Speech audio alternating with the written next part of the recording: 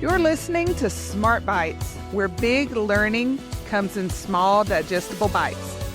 Each episode, we break down fascinating topics from science and history to life skills and creativity into quick, fun lessons you can enjoy anytime, anywhere. So grab your headphones, open up your mind, and get ready to take a Smart Bite.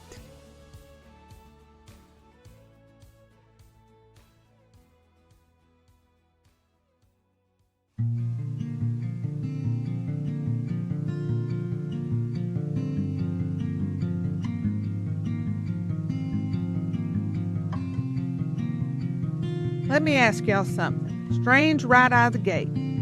What if I told you somebody from 1920, that day, folks could walk into a store and pay $3 for water? Not medicine, not soda, not whiskey, just water. Clean water in a plastic bottle. Water they probably already had running right there in the kitchen sink at home. Now, friends, I'm telling you right now, some folks from back then would have thought we had collectively bumped our heads on the church pew. And honestly, some days I wonder if they might have had a point. You know, my mother used to tell us that her daddy, my grandfather, would probably turn over in his grave if he knew about bottled water today. She told this story over and over through the years. Back when she was younger, the family had gone to eat at a restaurant. The waitress came by and asked everyone for their drink order. They gave their orders, and then my grandfather asked for a glass of water. Simple enough, right? But the waitress told him he would be charged for it. My mother said that was about the maddest she had ever seen him get. Now, I don't remember if she said they refused to go back again, or if they just stayed mad about it for years afterwards, and honestly, both sound about equally believable, but what stuck with her was the principle of it. Paying for water? That just didn't sit right with him. And then later in life, she'd shake her head and say, I wonder what Daddy would think about bottled water today, and how much water people buy now instead of just drinking it from the tap. And whew, that little sentence carries a whole century of change inside it. So today, on Smart Bites, where we believe in big learning in small digestible bites, we're diving deep into the strangest cultural shifts of the modern age. How water became a product, who decided to bottle it, and why they did it, what problems water solved, and what problems it may have quietly created. So grab yourself a drink, preferably whatever container makes your ancestors least disappointed. And let's talk about the curious history of bottled water. For most of human history, water wasn't something you bought. It was something you fetched. From a well, a spring, a creek, a rain barrel, a hand pump out back that froze solid every January and made children question the meaning of life. Water was local. And honestly, sometimes it was dangerous. See, before modern sanitation systems, waterborne diseases were terrifying. Cholera alone killed millions worldwide in the 1800s. Typhoid fever, dysentery, those were regular household words. But by the late 19th and early 20th centuries, cities started building large municipal water systems. Chlorination and filtration transformed public health. But here's the wild part. Tap water became one of the greatest public health achievements in human history. It dramatically reduced disease and extended life expectancy. That's important to remember because today, people often talk like tap water has always been suspicious. But historically speaking, clean municipal tap water was considered a miracle. Back then, if you told people, one day folks will distrust city water and buy in tiny plastic containers by the case, they probably would have stared at you like you had announced chickens were going to start using telephones. Now, technically, bottled water isn't new. Folks were bottling mineral spring water as far back as the 1700s in Europe.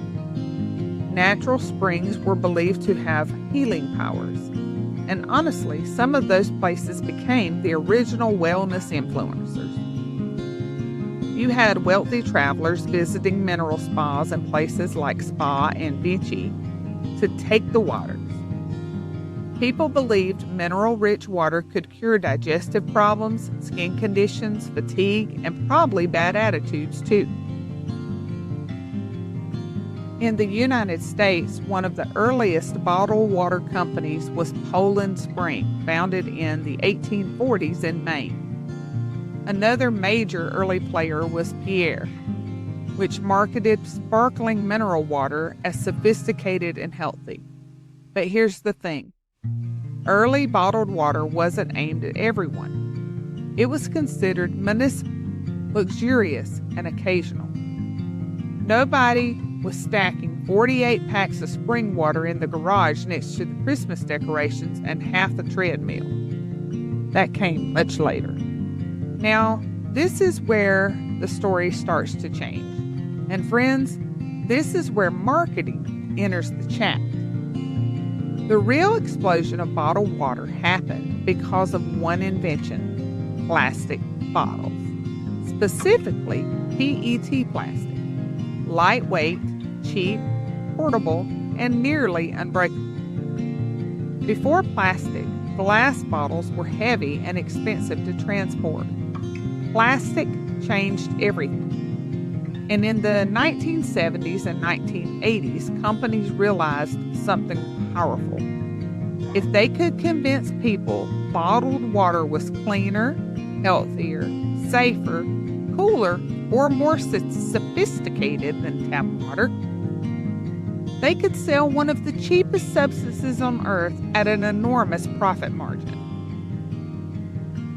Now, I'm going to pause right there and let that sink in for a second, because this wasn't just about hydration. This was about perception. Companies learned they weren't selling water, they were selling identity. Purity, fitness, nature, luxury, convenience. They put mountains on labels, snow caps, alpine imagery, and crystal streams. Half of these bottles look like a woodland fairy personally blessed them with a sunrise. And people bought it. Literally. One of the biggest turning points came in 1977 when Pierre launched an aggressive U.S. marketing campaign. Suddenly, bottled water became fashionable. Then, in the 1990s, companies like DeSanti and Aquafina entered the game. And here's where some people get real irritated. Those brands often used municipal tap water. Yes, filtered tap water in a bottle. Sold back to consumers at massive markup. Some critics called it one of the greatest marketing victories in modern history. And honestly, that criticism doesn't come out of nowhere.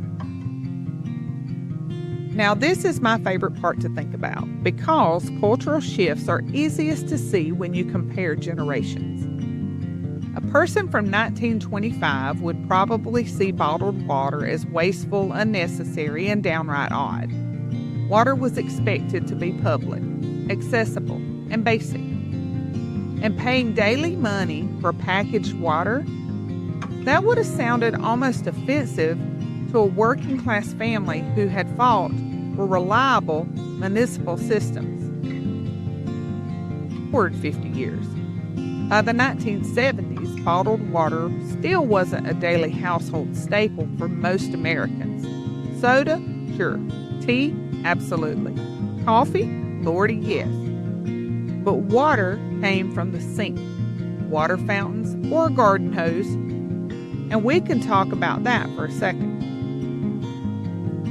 Children in the 1970s and 1980s drank from a water hose with the confidence of medieval warriors. Nobody checked the pH levels. Nobody asked if it was glacier filtered. You got a mouthful of hot rubber taste and survived like a champion. Now, by the 1990s, everything began to change. Fitness culture exploded. Convenience culture exploded. Advertising exploded. And suddenly, carrying a water bottle became associated with healthy, conscious living. It became normal, then trendy, then expected. And today, many people won't leave the house without it. That shift happened fast. Historically speaking, blink of the eye. Now, to be fair, and we should be fair, bottled water has solved some real problems. This ain't one of those episodes where we pretend every modern convenience is evil and everybody should go churn butter in the backyard. Bottled water became genuinely important during things like natural disasters, floods, and hurricanes, contaminated municipal systems, travel situations, areas lacking reliable infrastructure.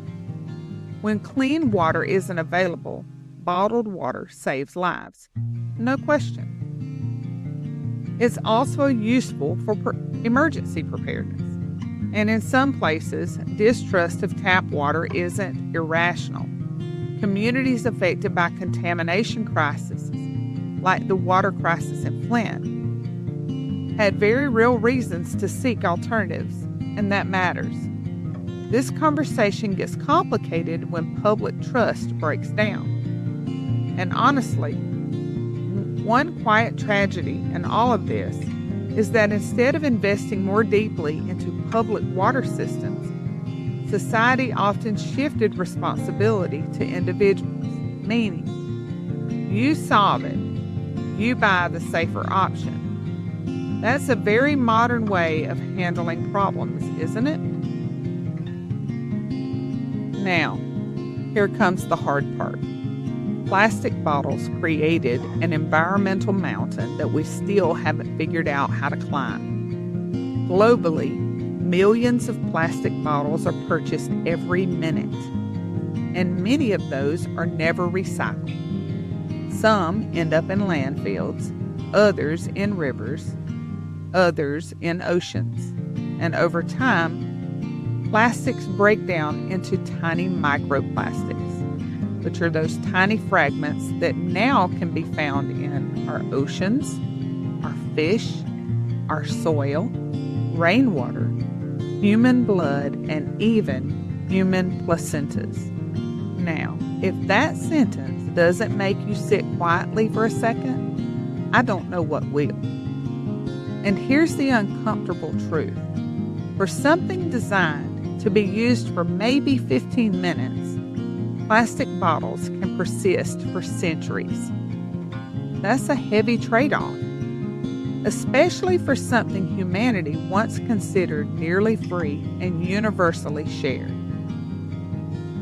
And here's the economic side. Bottled water can cost hundreds, sometimes thousands, of times more than tap water by the gallon. Think about it. We turned one of civilization's most basic public resource into a premium consumer product. And that's not automatically evil, but it is historically strange. You know, sometimes I think about my grandfather sitting in that restaurant all those years ago, a hard-working man getting upset over being charged for a simple glass of water. And maybe part of what bothered him wasn't just the money. Maybe it was the idea that something so fundamental to life had suddenly become transactional, packaged, metered, and sold. And maybe every generation has one of those moments where the world quietly changes beneath their feet, not with a bang, but with a price tag. Now, let's end practical, because the answer probably isn't never use bottled water again. Life's more complicated than that, but there are better long-term alternatives. Reusable stainless steel bottles have become one of the strongest options. They're durable, reusable, and avoid many issues tied to disposable plastics. Tap water systems have also improved dramatically. Pitcher filters, under-the-sink systems, whole house filtrations, refill stations, and honestly, many municipal water systems in the United States are heavily regulated and tested far more frequently than bottled water companies are. That surprises a lot of people. Another growing movement involves restoring trust in public water infrastructure rather than discarding it. Because historically speaking, public clean water systems are one of the greatest collective achievements modern society ever built, and that is worth protecting. So today, we learned something fascinating. Bottled water didn't become popular because humans suddenly discovered water. It became popular because somebody figured out how to market convenience, purity, fear, health, and identity, all in one little plastic container. And once that happened, the world changed. Maybe not all at once, but bottle by bottle. And somewhere along the way, we started buying what once flowed freely from our kitchen taps. Now, whether bottled water is a necessity, a convenience, or a cultural oddity probably depends on where you live and maybe what generation raised you. But I do know this. If my grandfather walked into a gas station today and saw folks paying $4 for imported glacier water, I suspect there'd be a dramatic speech involved, possibly finger-pointing. Maybe even a newspaper letter to the editor. And honestly, I'd kind of love to hear it. Thank y'all for joining me here on Smart Bites, where we believe in learning in small, digestible bites. Until next time, stay curious, keep learning, and be blessed. And I'll see you again next time.